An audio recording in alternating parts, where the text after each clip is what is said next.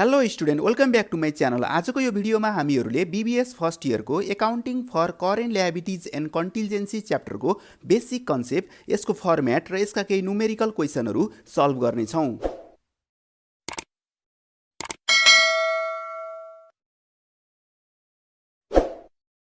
Direct numerical question सुरु गर्नुभन्दा अगाडि accounting for current liabilities and कन्टिजेन्सीको बेसिक कन्सेप्टबाट हामी अगाडि बढौँ। खास गरी कुनै पनि बिजनेस अर्गनाइजेसनमा विभिन्न किसिमका लोनहरू बिजनेस अर्गनाइजेसनले लिएको हुन्छ। उसले आफ्नो काम सफलतापूर्वक सञ्चालन गर्नको लागि अथवा आफ्नो कार्यलाई पुरा गर्नको लागि चाहिँ ब्याङ्कबाट उसले चाहिँ लोन लिने गर्दछ। यसरी कुनै पनि अर्गनाइजेसनले ब्याङ्कबाट लोन लिँदाखेरि राखिने जर्नल इन्ट्रीहरू नै यो च्याप्टरमा पढिन्छ हामीले। र खास गरी यो च्याप्टरबाट लङ क्वेसनहरू आउने सम्भावना एकदमै न्यून रहेको छ। यो च्याप्टरबाट चाहिँ सर्ट क्वेसनहरू जस्तो 2 मार्क्सदेखि 5 मार्क्ससम्मको क्वेसनहरू आउन सक्छ। र यसमा चाहिँ हामीले बेसिक बुझ्न पर्ने कुरा के छ भने केही 3वटा जति जर्नल इन्ट्रीहरू बुझ्यौँ भने यो च्याप्टर लगभग कम्प्लिट हुन्छ। सबैभन्दा सुरुमा चाहिँ हामीले चाहिँ यो च्याप्टरमा चाहिँ बुझ्न पर्ने कुरा के छ भन्दाखेरि चाहिँ कुनै पनि अर्गनाइजेसनले आफूलाई लोन आवश्यकता पर्यो भने उनले ब्याङ्कमा गएर लोन ल्याउँछ। तर यो लोन ल्याउँदाखेरि पनि ब्याङ्कले डाइरेक्ट लोन दिँदैन।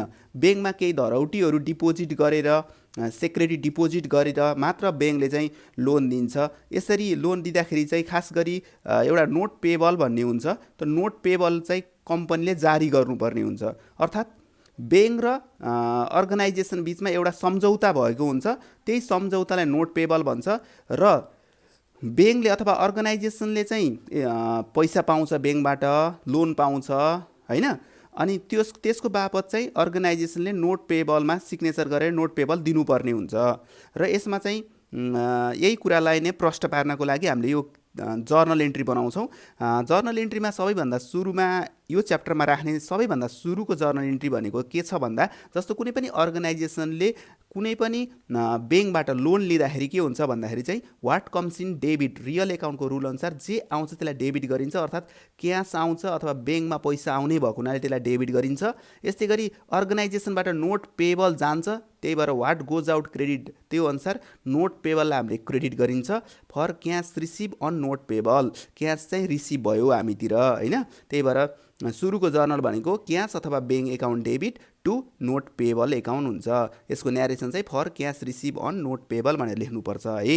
र अब अर्को छ हाम्रो चाहिँ दोस्रो जर्नल इन्ट्रीमा चाहिँ के छ भन्दाखेरि चाहिँ यो च्याप्टरको दोस्रो जर्नल इन्ट्री भनेको चाहिँ दोस्रो जर्नल इन्ट्रीमा चाहिँ जस्तो कुनै पनि एउटा सर्टेन पिरियडको लागि लोन लिएको हुन्छ। लोनमा हामीले सर्टेन पर्सेन्टेज इन्ट्रेस्ट दिनुपर्छ। यस्तो इन्ट्रेस्ट चाहिँ कुनै एउटा वर्ष अन्तिममा चाहिँ त्यो ड्यू हुन्छ, अर्थात् तिर्न बाँकी हुनसक्छ।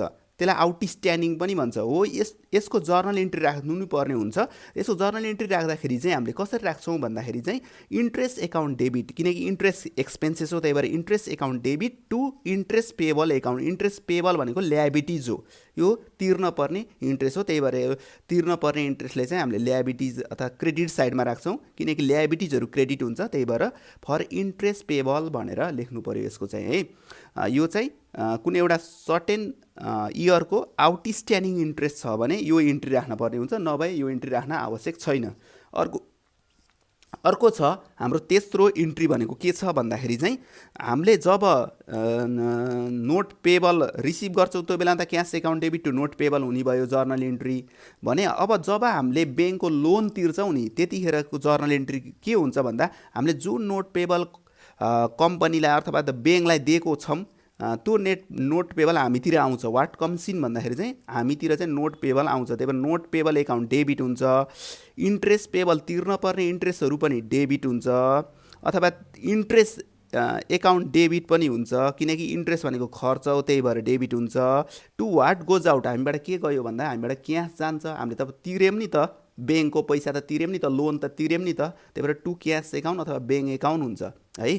For payment of note payable and interest भनेर यसको न्यारेसन हामीले लेख्छौँ। यसरी हाम्रो यसमा बेसिक गरी 3वटा जर्नलहरू चाहिँ हुन्छ। र यही 3वटा जर्नलको बेसिसमा रहेर हामीले यो च्याप्टरका न्युमेरिकल क्वेसनहरू सल्भ गर्छौँ। अब यसको हामीले यसको चाहिँ एउटा न्युमेरिकल क्वेसन सल्भ गरौँ है त। यो च्याप्टरलाई अझ क्लियर गर्नको लागि मसँग एउटा न्युमेरिकल क्वेसन छ। यो क्वेसन 2077मा ट्युले बीबीएस फर्स्ट इयरमा सोधेको क्वेसन हो।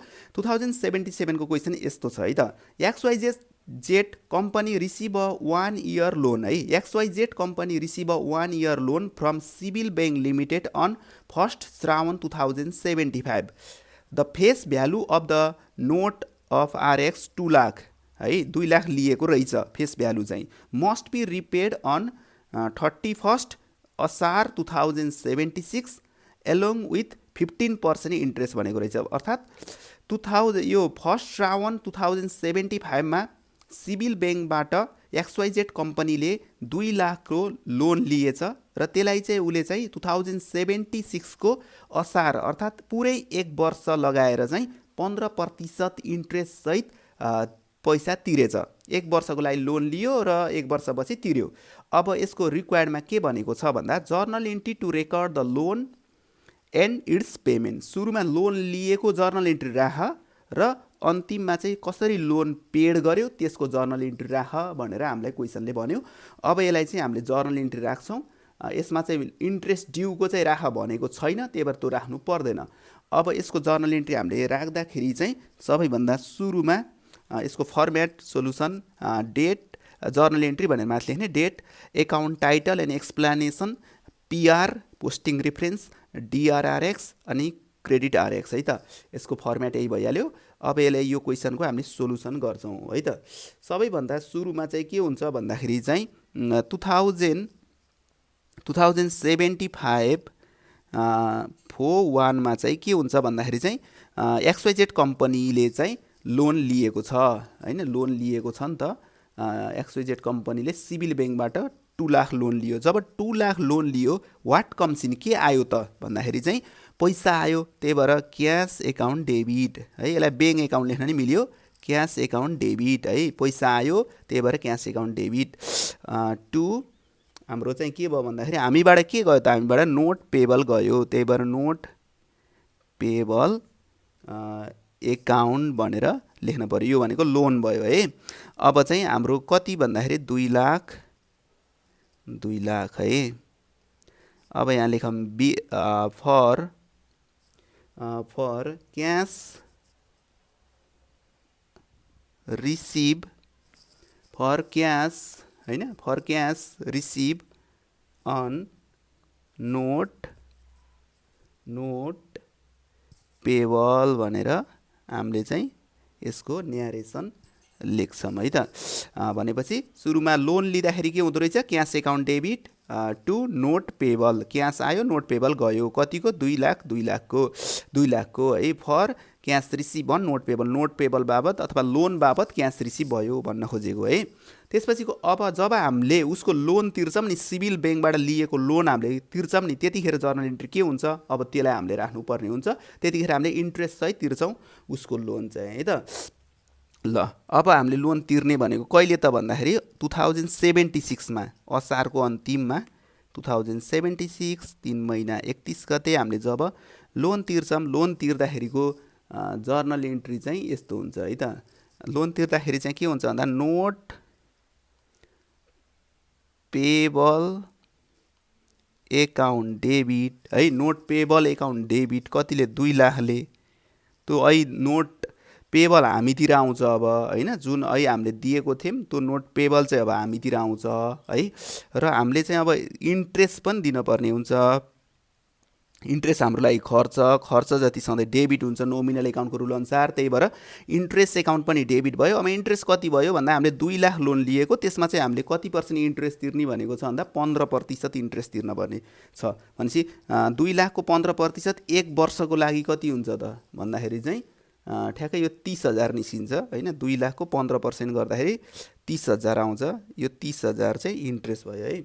अनि अब हामीले चाहिँ पैसा दिन्छौँ टु, हामीबाट के जान्छ त क्यास, हामीबाट टु क्यास एकाउन्ट। हामीबाट टोटल पैसा कति जाने भयो त भन्दाखेरि यो 2,30,000 रुपियाँ जाने भयो। 2 लाख त लोनै लिएको हामीले, 30,000 इन्ट्रेस्ट तिर्यौँ भनेपछि हामीबाट 2,30,000 गयो। अब यसको न्यारेसन लेखौँ, फर के लेख्छौँ भन्दाखेरि चाहिँ payment of note payable, for payment of note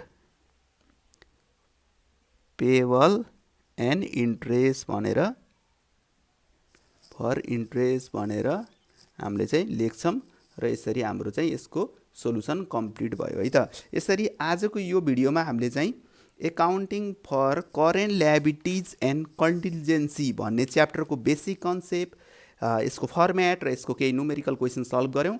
आउँदा दिनमा पनि हामीले यसरी नै अरू च्याप्टरको सल्भ गर्नेछौँ। आजको लागि यति नै है त।